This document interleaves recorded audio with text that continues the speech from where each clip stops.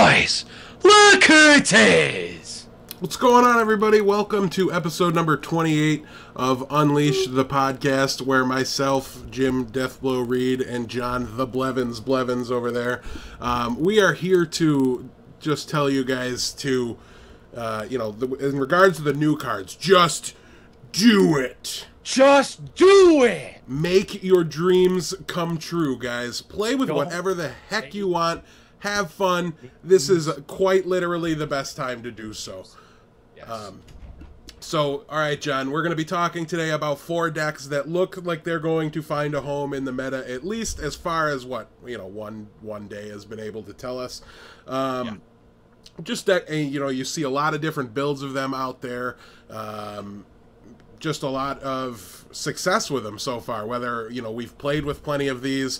One of them I'm going to play in the after show. I've got 2 60 gold shaman quests to do. So we're going to be doing that in the after show, and it's going to be extended today because we care again and we want to play the game. So whether John, I don't know how long John can stay with us. All of a sudden, I don't hate myself for playing. Right? And there's like a reason to climb the ladder, everything. It's a lot of fun right now. And you'll see that in the after show, so please do stick around. So to start us off here, though, we are going to move into our fun little game. We do have the one for the open, the one for the close of the show, and that means we're doing it right at the beginning. Oh, okay, sweet. Oh, all right, so the Blevins. We are playing Bluffs. The Deathblow. The Deathblow. It's actually Deathblow because it's not great. Yeah, but that doesn't read well. We can still say it that way. Speaking of not reading well. But look, guys, it's a bluff. Jim, read, Jim, read to Jim. Can't even read. Okay, we got that out of the way. Okay, so this week's The Blevin Stuff's Deathblow is not one of the old ones, because we got to make it a little more recent. But it is about someone who is a classic. This week's The Blevin Stuff's Deathblow all have to do with our great friend Reynad. Ray Noodle. Let's do it. Ray Noodle. Okay, so for those of you who don't know, this game is basically a ripoff of the Stump the Listener game from NPR's show Wait, Don't Tell Me. I'm going to say 3 different things, one of which is true, the other 2 I made up. Jim has to figure out which one actually is real. Since we don't have any listeners, I just got to pretend like I listen to the show. I don't. Don't worry. He doesn't. No. Okay, so number 1.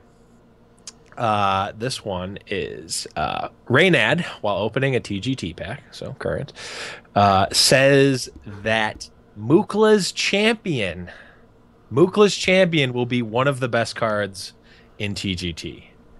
While opening a TGT pack, Reynad says Mookla's Champion will be one of the best cards in TGT. That is the first one.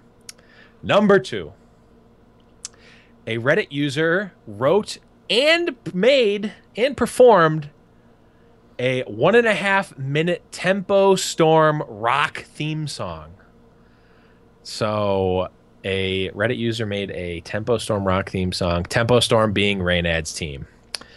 And number 3, Reynad there's a video that I saw on Reddit of Reynad calling up Forsen's mom and asking her if she approved of her son's cult. So which one is true? Is it Reynad's proclamation of Mookla's Champion? Is it a rock anthem dedicated to Tempo Storm and Reynad? Or is it Reynad trolling Forsen's mom? Which one actually happened? See, these are too good this week because it could literally be any of the 3 of them. But I watch much more of Ray Noodle when a set is new than I do in an old stale meta.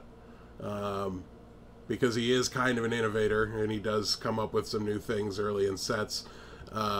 He taught me my love of Bomb Lobber that still to this day hasn't gone away. And I'm pretty sure I heard him say something positive about Mookla's Champion.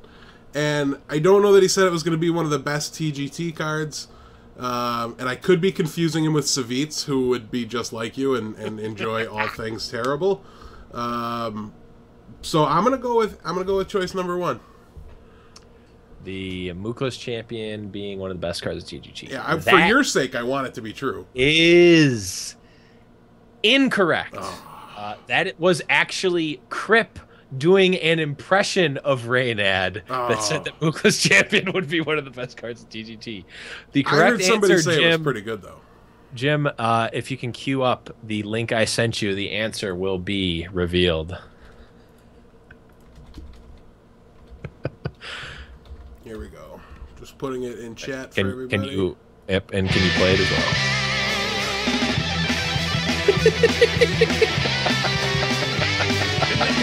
Tempo Storm! You gotta have your crew, and all the guys on Tempo Storm know what to do. Reynad is the leader, he talks a lot of trash, gets to see what's 20 seconds is enough. 20 seconds is enough to know. So congratulations to Twitch chat. An all new low, and not our Twitch chat, just the general overseeing community that's not watching. Yeah, Reddit. No, I'm blaming this on Reddit. This has nothing to do with Twitch. Nope, it's 100% Reddit. Yeah, all Reddit's fault. That's a much better person or much better community to blame. Since I hate you, Reddit. All right, well, let's move on here, John. You've got the early lead today, but something tells me that my numbers are going to help me, and you're going to have a little trouble with the Stump the Blevins later, since I'm so sick of the old cards. Both of them are TGT. So I'm you scum. Throwing you right into the fire here. But John, let's talk about this mid-range Shaman deck. I chose to show the Totem specific version, the Thunderbluff Valiant list, and there's not a whole lot else that's Totem based here. We do have Manatide Totem, and obviously Flame Tongue Totems as well to add to the hero ability and the Tuskar Totemics. Yes, Totem Golem. That's a very good point.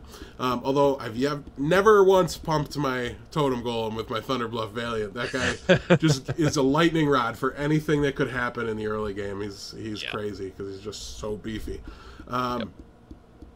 But yeah, this is the one I've played least, I think, of all the three. But I did play a few games with it, and I gotta say, Shaman almost requires a different mindset and drastically different lines of play than the other classes, because I'm struggling to get wins with Shaman, and I'm watching so many other people be super successful with it.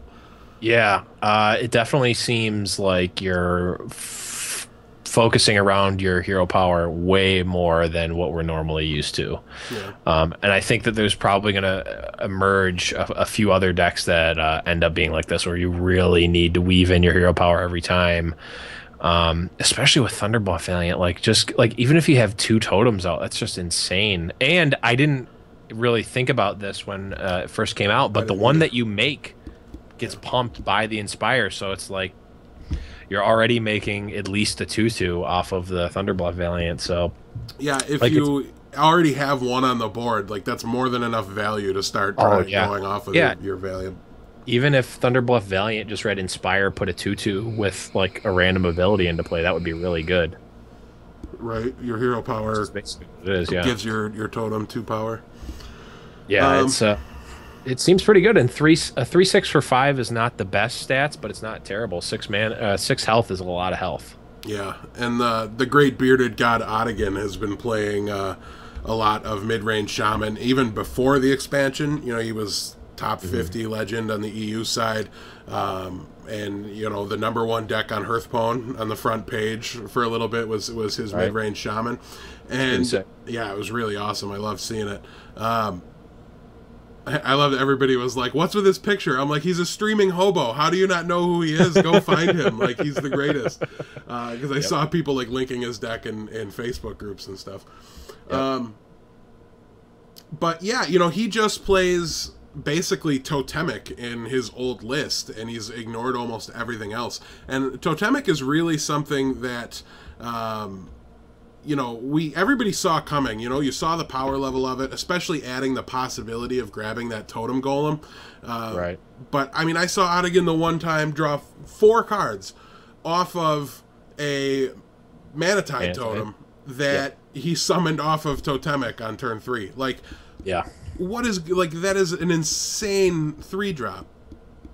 how do other 3-drops line up, I guess is the question I'm asking. Right. Tuskar Totemic, when I first saw it, when we saw it on the stream when they revealed it, I was like, this is going to be one of the best cards in the set, and I think it's starting to live up to the hype, at least in terms of itself. It's still to be determined if the Shaman deck kind of pans out in the long run. But that card, if the Shaman deck is going to make it, that card is going to be one of the pivotal cards in it. Even if you don't play a dedicated, you could realistically cut the Thunderblood Valiant and change some of the and just play like a regular Shaman deck, like you said Oddigan was playing, and just play Tuskar Totemic in it. Like, it's that good of a card. You don't need to be playing this Totem Synergy at all. Did we find out if the Tuskar Totemic can summon hero power totems, or is it just not? Is it just collectible? Oh, he totems? definitely, he hits all of them. So you can go him into Taunt Totem against Warrior. It's ridiculous. Against Hunter, or I guess against Warrior. Yeah, I meant Warrior for their weapons, because that's what's going to threaten it. Right. Yeah. But when someone played it against, actually the 2 times it got played against me, I got Manatide Totem both times, which is annoying because on turn 3 you don't necessarily have a lot of options to deal with a Manatide Totem, and you only need a couple of turns. Actually, yeah, you only need 1 or 2 turns with Manatide Totem in play to get value off of it. And when you got it for free with a Tuskar Totemic, it's even better. It's really, realistically, it's insane, right? Because what's going to happen then is your opponent has to kill the Manatide Totem, and if Tuskar Totemic just read Battle Cry, draw a card. Yeah, that card would be played a lot. It would be played like crazy in every Shaman that existed. And that's really kind of what we're seeing here, because that's a little bit what it is. It's Battlecry, add 2 mana to your mana pool most of the time, so it just gives you the ability to also hero power that turn. Right. It's just really, really insane, what this card's been able to do for the deck so far. I just have to figure out what I need to do to play it as well as everybody else, because Shaman used to be something I kind of claimed a little bit. Right. I think that playing Mech Shaman is kind of tainted. Yes. Your Shaman ability, because I know it definitely has with mine. Yeah. I feel just behind from the very beginning, and I wasn't initially playing any Zombie Chows, and I was really light on 1-drops even in the mid-range deck, but yeah, that I guess that's kind of my Magic thinking coming through. In Magic, it's kind of okay for a mid-range deck to just do nothing on turn 1. You don't care. Right, especially since there's a very, very fine line between 1-drops being broken and unplayable. Yeah. If you have a 2/1 for 1, well, depending on what area you're talking about, it's broken, and if you have a 1/1 for 1, it's unplayable. So there's really not a lot of wiggle room. Right, and in Hearthstone, there's just this sea of 2/1s, and which ability do you prefer, or would you rather give up that power? And almost nobody would, except for Paladin, just to have Divine Shield. So it's I don't know. It's really interesting. This deck isn't going anywhere. I've seen a lot of brewing done with it. That you can play Ancestral Knowledge. You can play Mistcaller. Yep, Mistcaller. You can even run the Totem Carver, I believe it's called. There's a ton of things you can do inside the Shaman class right now, and at least 1 or 2 of them is going to be worth it in the long run. It looks like. Yeah. So I'm very excited for that, as Golden Totems are overpowered, and I want them. Yeah. Also, last thing, Tuskar Totemic also is a card that we get to look back on every time a new totem comes out. So that's one of those cool cards. Yes. And we'll be talking about something in a little bit that came back with a vengeance, and yeah. What I don't know what world we live in anymore. Making us look like fools. We do a really good job of that ourselves. We don't need any help. Thanks, Blizzard. Yeah, anyways, let's move on now and talk about the Paladin lists. This is an example of a more mid-rangey version. There's still the aggro Pally that was, almost tier 1, if not tier 1, towards the end of the metagame. That's definitely survived. Storm put it in tier 1. It was in the tier 1 from Tempo Storm's metagame snapshot. Gotcha. Well, it seems to have slowed down a little bit, John, because boy, this Paladin class, once you just a card True Heart, Oh, Yeah. it is brutal to try to outpace them. The mirror matches of these two classes are very, very obvious. There's a lot of Paladin play right now, and when one person Justicars and the other one doesn't, you're doomed. Yeah, it's not fair. If the game goes more than like 2 more turns, I've had a number of people play Justicar True Heart against me, and I'm just like, okay. You can have your 1/1s, like I'm gonna win in a couple turns, or like I have a Death Spite, or et cetera, et cetera. But yes, the long game where you're playing a grindy game, which is what this deck is trying to do, well, Inspire itself definitely gets it there, and Justicar True Heart allows the Inspire to be even more powerful. Yeah, and John, dare I say, we're now seeing the greatest of all the Murlocs. Yeah. I'm pretty sure that's Murky because he has some of the same exact sounds as Murky from Heroes of the Storm, which means Confirmarino'd Frogmount in Heroes of the Storm. That'd be sick. Frogmount would be really good. It'd have to be like Murky only though. Like you'd have to be unlocking something for Murky. That's fine. I'm fine with that. I like Murky. The more unique and goofy, the better, really. Yeah. I've also... It's got this Tuskar Jouster on a turtle. Isn't that like from the WoW TCG, that turtle? Like, isn't that card worth like $1 million? Because it's like a card-specific mount. I'm pretty sure it is. There are turtles, but I've also seen people talking about that Epic Paladin card, the 6/6 for 6, that puts one of every secret in your deck into play. The card seems pretty cool, and I don't even remember seeing it. And then I think Strifecrow tweeted something that it was insane. Yeah, and I looked at it. I'm like, this is a card? Yeah, I'm like, this is a card? What? I mean, it seems pretty good. Like, that's a lot of value. Yeah, I was gonna probably wait until next week to like mention that because I wanted to like talk about that deck, and I haven't really seen the deck myself yet, but I've heard like you said, multiple people on Twitter just really talking about this like it's a new archetype that needs to be respected, and I really wish I'd had more time or didn't take a nap after work to be able to kind of mention what the deck is a little bit, and we'll get into it next week if it is something to contend with, but yeah, grabbing every secret you can out of your deck, like that's a lot of card advantage from that guy. Yeah, and he's a 6/6 for 6, which is quite good stats. Yeah, very much so. Oh, and how good has Warhorse Trainer been? Like, he's just an absolute house. Seemed really good for you when I was watching you play, and he's like pretty good. He's 3/2 or 2/4 for 3 is just fine, and just any amount of pump. Once again, when you use oh no, it's not oh okay, no, this is a little bit different than I thought it was. I thought it was Inspire, give your guys +1 attack, but actually this is a little bit better than that. Yes. So yeah, he's like a mini quartermaster. Yeah, he's really insane. It's not even too much of a magical Christmas land to say like you coin out muster for battle and then play this guy the next turn. It's happened to me multiple times already, and I don't think I've played the same deck for 3 games in a row once this entire time. Like, I've gone back to some things, and Paladin's definitely one of them, but yeah, he's just been absolutely ridiculous. The games against Zoo where you're just trading up into everything. Late game, when you're churning out 2 1/1s a turn, well, you just slam them and make them, able to drop almost anything. It feels like, to be perfectly honest.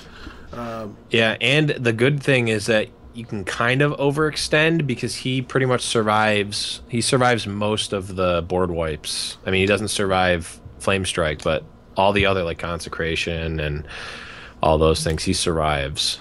So it's nice. Yeah, I'd say the only matchup where I'm not super wild about him is the mirror match, because it's so much about 1/1s. You're still just going to trade your 2/1s into his 1/1s, and right. He dies the weapon, and so he's he's pretty awkward in the mirror, but everywhere else he just shines like crazy. And the Tuskar Jouster here, John, he's definitely seemed pretty strong. You know, we talked about liking the Yeah. body of the dragon guy that makes dragons cheaper, and you know, this is the same thing, and it, you know, so it provides a significant board presence, which is a problem for a lot of healing. You know, you look at Antique Healbot being a 3/3, Right. You know, Healing Yeah. Wave, which almost looks like it sucks now. Yeah. It just doesn't do anything to the board, so no one cares. Right. It's like if you have nothing to play on turn 5 and you have an Antique Healbot, you're just like, I guess I'll just hero power and pass. But with this guy, like even if you don't gain any life, you're just playing a fine minion. Like and if you gain any amount of life, it's just gravy. So I think that guy probably ends up replacing the Antique Healbots. I mean, in Paladin, obviously, because he's a Paladin card, but Right. I can't really see myself playing Antique Healbot before I'm playing 2 of this guy. Yeah, it would be pretty tough too. Like you'd have to just be all in on a Healadin style of deck. Yeah. What was I was just gonna say something here. Oh well. And yeah, I don't know. But like the difference between a 5/5 and a 3/3 is just so huge. Yes, incredibly so. All right, well, John, if we move on a little bit more here, we'll take a look at some dragon decks, and they've come back with a vengeance. Where are my dragons? And it's more so than we saw when it was like the dragon theme. Yeah, there's way more dragon decks now than there were when BRM came out, which is kind of fun. Way better too. And They're 1,000 times better. it's all the like setup cards, right? You know what I mean? It's not the big dragons that are making this good. It's that they Chilmaw kind of. Yeah, he's all right, but he's not even been phenomenal for me because the format hasn't settled. Like people aren't back to Grim Patron yet. Like right. If you're playing Grim Patron right now and you're not, you know, top 100 legend pushing for higher, like you should just be embarrassed.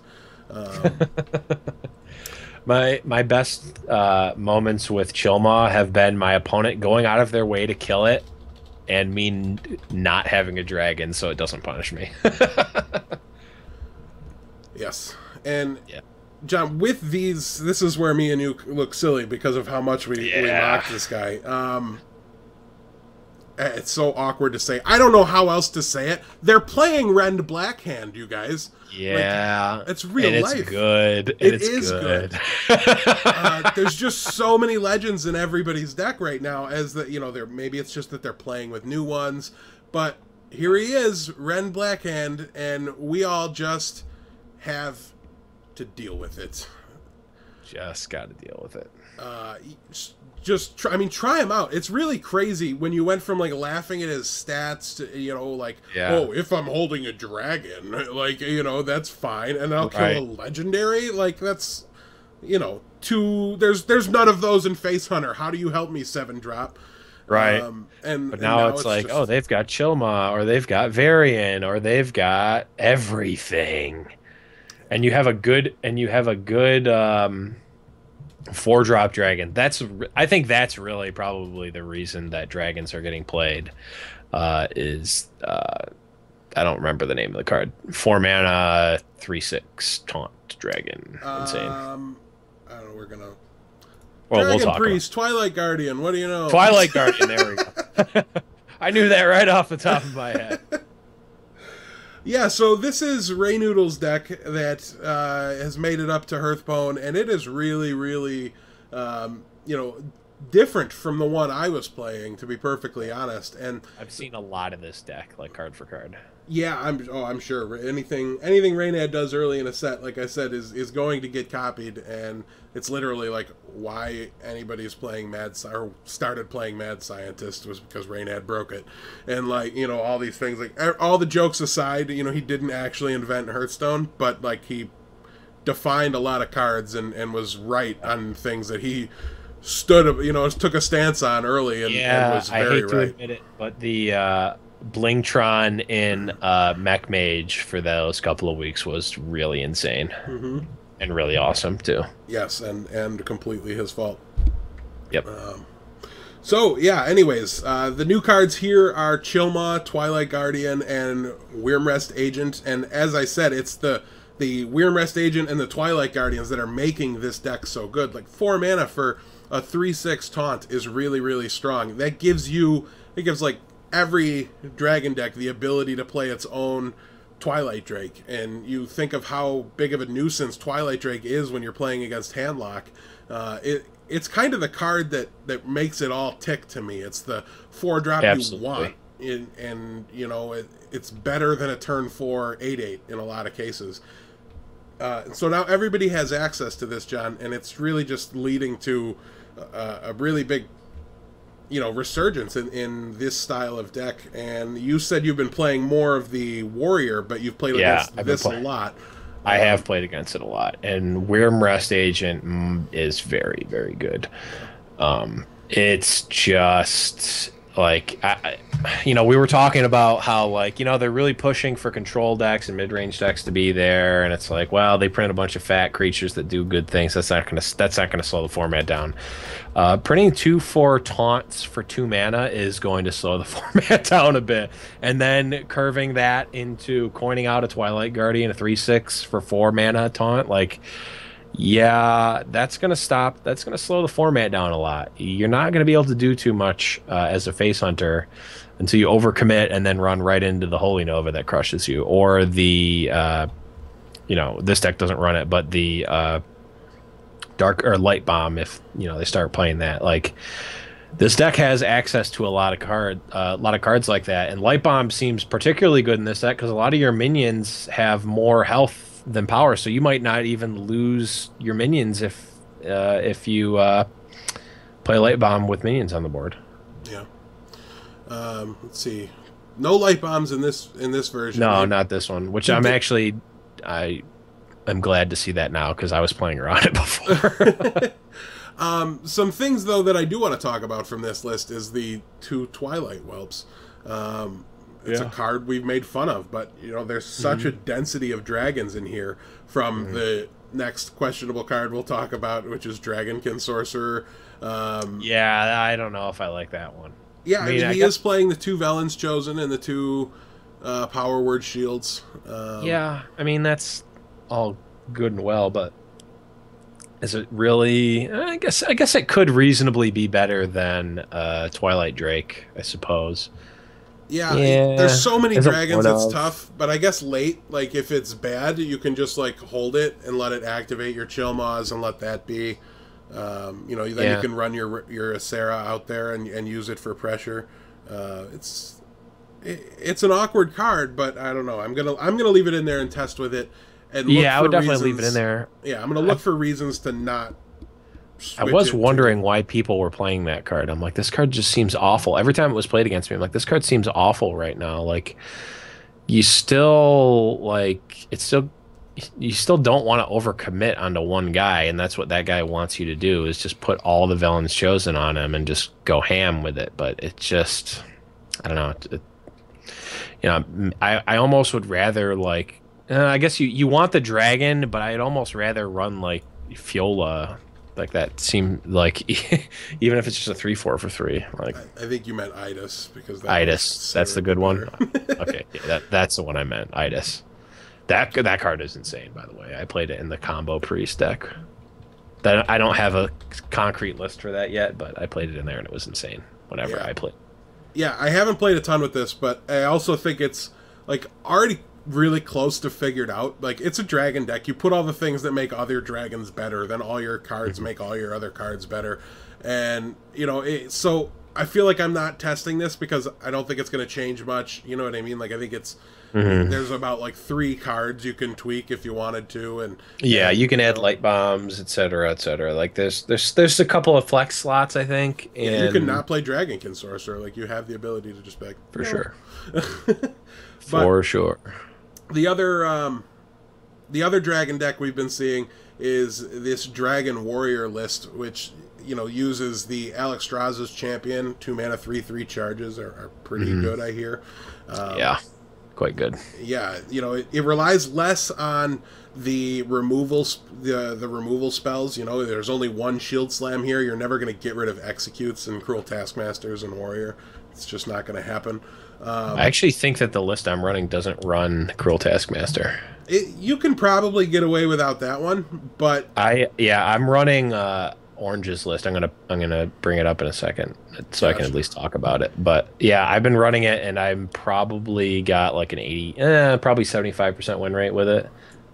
It's in my opinion though, it's pretty awkward to get like one damage on something, right? Like this list cuts an armor smith, which you don't necessarily need to do. Yeah, I don't have any armor smiths in my deck. Yeah, there's really not been a ton of aggro, and you're able to Yeah. get away with that.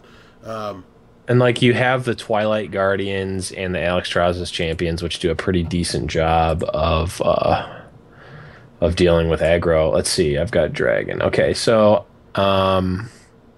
is there okay, I'm running Varian at the top of mine.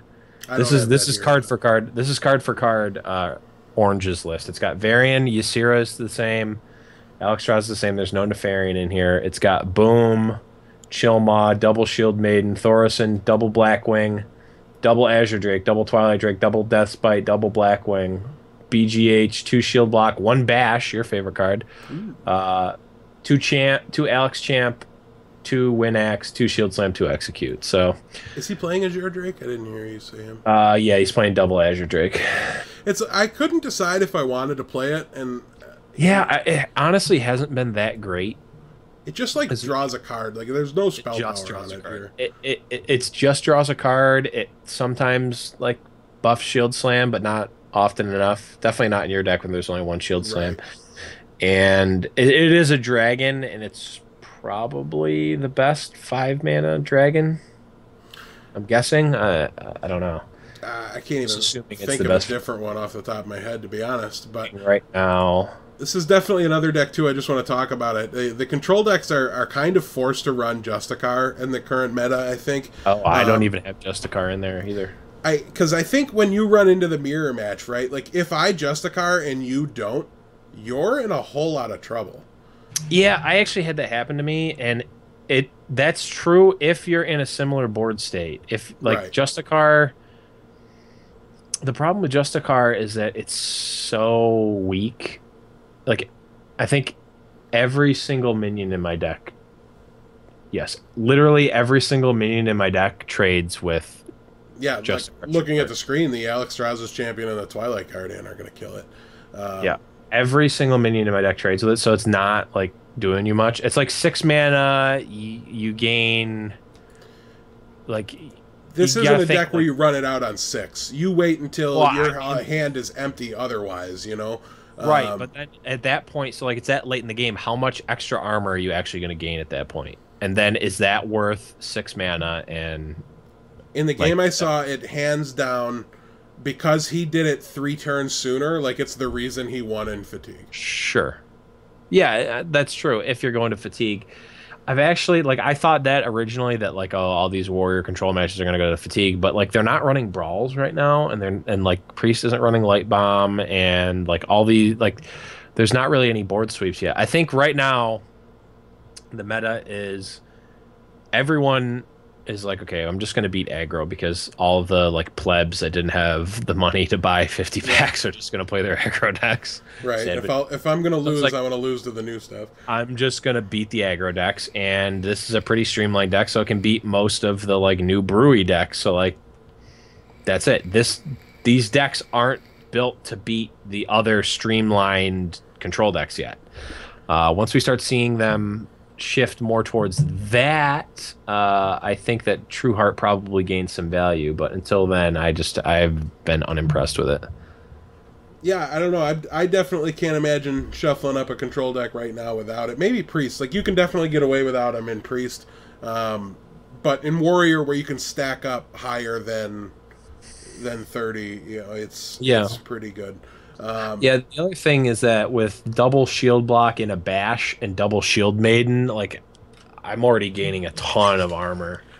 And that's like Yeah, the cost I don't play Shield Maiden at all in here. right. Yeah, the cost of those, like I'd much rather pay 6 mana. Like if you compare it to like Shield Maiden, I guess if you are activating it 3 times, if you get to activate 3 times, I guess over the course of the game, it's better than Shield Maiden. If you're comparing it to Shield Maiden in a deck with 1 Shield Slam, I think the answer is pretty clear. Yeah, that's true. That's also true. I still like double shield. There's plenty of ways to go, and Justicar maybe isn't required, but it looks like it's going to be down the line, like John said. Like when all the control decks kind of have their cookie cutter form and their shell, and you're able to know how much mass removal you need, what exactly you need to be able to answer. The game I was talking about was a show match, or it was show playing, I should say. And it was a show match, right?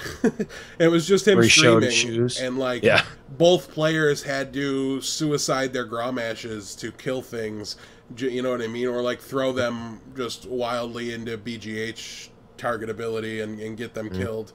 They didn't have the kind of ending flourish that they needed, and the guy that had Justicar early even fatigued 2 turns sooner. It was Show, and he won because he was just able to whittle things down and get it to the point where he had literally just a Cruel Taskmaster on his side of the board, and his opponent couldn't answer it because his last 2 cards were Shield Block, Acolyte of Pain. Those are obviously dead to you in a fatigue race. So. Oh, it's also worth noting I'm not running Acolyte of Pain in here. That's insanity. Yeah, it explains honestly, no Cruel Taskmasters though. It does, yeah. Honestly, these decks I guess seem way different enough where they're almost like 2 different styles, 2 different archetypes of dragon warrior control, right. which is kind of sweet that there's that much diversity. Is this your brew, or did you snag this from someone? I think this is me. Okay, cool. Yeah, I mean, it definitely seems legit, and my list is from Orange. So it definitely seems that there's definitely some room to brew, and I've definitely played against decks that were closer to your version than the Orange version. Yeah, and Lou makes a really good point too. You have, let's see, did you say you cut Executes in yours? No, Execute is still there. Double Execute. I'm forgetting the conversation we had earlier, but there's no Varian in my list, which is why I have Nefarian and why I'm still playing the Acolytes. You're playing Varian, so Acolyte is a very different card. True. In a Varian deck, it's way worse. Yeah, there's really not any misses except for BGH is the worst one, and then even an Alex Strauss's Champion or a Blackwing Technician is still fine, right? And everything else is insane. Yeah. All right, it's time, John, for Stump the Blevins. Production value. I told you, man, it's through the roof. Through the roof. Yeah, so that was long overdue. How easy that was to make. I didn't do it a million years ago. I'll never know. But yes, so this is where, if you don't know, you take 2 cards. I picked 2 cards from TGT this week, anyways. And I give them to John. And John then has to accurately do an impersonation. So the favorite example that we like to do for anybody that's new to the game is John Sludge Belcher. Cubs feel funny. All right, so that's John's thing. He's way too good at doing these impersonations of the cards, and so he learns them. We'll see how quickly he learns them. I have started playing some Arena, so give me a couple weeks of Arena, and I'll learn all the new stupid cards. All right, well, for now, these are constructed cards. You'll be better off learning them in constructed. The first one, Justicar Trueheart. It's something to do with I think it's welcome to the Grand Tournament, champion. Welcome to the Grand Tournament, champion. Nailed it. Even got the champion at the end. I was hoping to steal a point. Well, there you go. Scum. No, yeah, I had that card played against me a lot of times, and it's I was gonna lobby a softballs if I was going with new things, but to keep it the hype, we had to. And this is the one I'm probably just going to win, John. But your second card is Idis Darkbane. But not even an inkling of a clue. I don't even have a guess. Let the dark consume you. Let the dark consume you. And there's like an echo to it that you weren't going to be able to get, but I wasn't going to hold you to it. I just wanted you to get the words. All right. Well, guys, now's the time. If you have any questions, and those of you that are repeats, do feel free to just start sending in those questions when we start doing Stump the Blevins. But this is kind of crazy, John. Like, we're in a reasonable time frame for a show. Yeah, it's crazy. We're not here for like 3 more hours talking about new cards. Right. I feel like we didn't even do a show. Like, when did that It feels like this is still the pre-show. There's a request for you to do the excuse me from Sludge Belcher. Oh, excuse me. If anybody doesn't know it, I will get us Sludge Belcher here, and we'll... Mistress of Pain. Let me think. What's Mistress of Pain? I don't know if I know Mistress of Pain. It's something, but it's not the best one. Chat request. I couldn't pop out chat today. It was really miserable. Yeah, it is miserable. Also, I'm declaring now that I am not doing voice requests on command. I'm not a trick pony. You kind of are. Yes. All right, but the Sludge Belcher. Excuse me. Your burp needs work. Yeah, it does. I can't do the burp. I can do the. Did you ever watch the show Animaniacs growing up? I know of it, but I didn't really watch. I can do the like fake burp. It's like. Like that's the like fake verb from that show. That's what that sounds like, but it doesn't actually sound like. It's like comically loud and awful burp. All right, so we do have a Q&A here from Peach, and he wants to know, is the other twin worth crafting? So obviously Idis is the twin, right? So Fiola is the other one. I'm gonna vote no. Yeah, you know, I mean, I wouldn't make her right now, right? Because there's nothing I'm, like, really wanting to put her in. But there's just bound to be a lot of these, you know, mid-range decks that are going to be playing similar minions down the line, right? When the curves get figured out, some people are just going to be realizing, like, I get it, you know, it's Dragon Priest and Blackwing Technician's great, but couldn't I just play Idis Darkbane and Fiola, you know what I mean? And Fiola. Right. Like, and that's really, I think, probably the best. Like, if it's good enough to play Dragonkin Sorcerer in this deck, can we just play Blackwing Technician? Yeah, can we? Exactly. And I think I'm going to make that change instantaneously. Yeah, Idis for sure. Fiola. Honestly, unless you have like a very dedicated targeting deck, like it's not that much better than like just straight up Spider Tank. Honestly, the Divine Shield one. Obviously, it's way better, but it's not that much better. Where I would spend 1,600 dust. Though for Peach specifically, who has thousands and thousands of additional dust, you can craft literally whatever you want and not feel bad about it.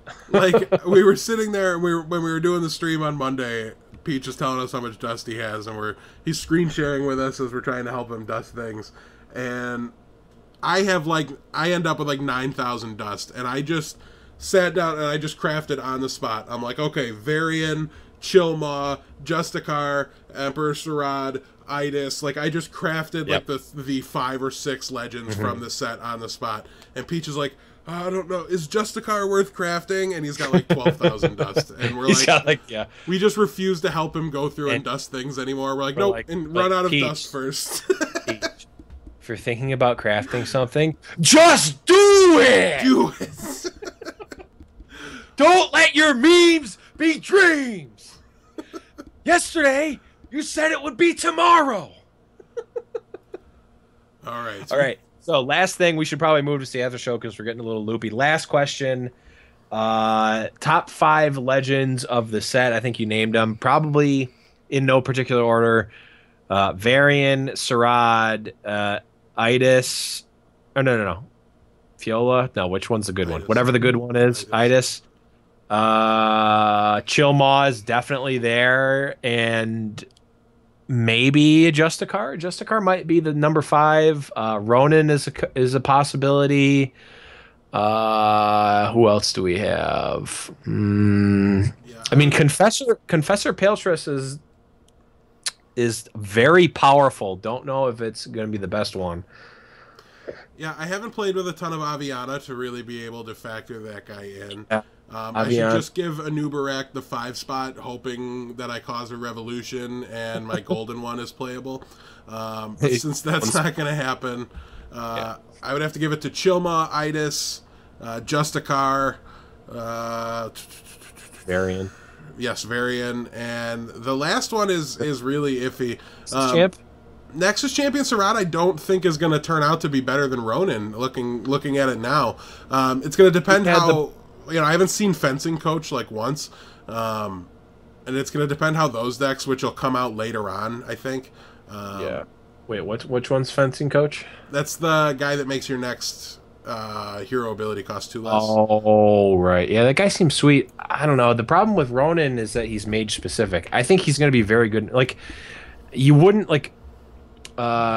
Antonidas is a very powerful legend, possibly one of the most powerful legends in the first set, but you wouldn't consider him like top 5 best legends just because he's mage specific. Well, I'm definitely not downgrading any of the class legends. You know what I mean?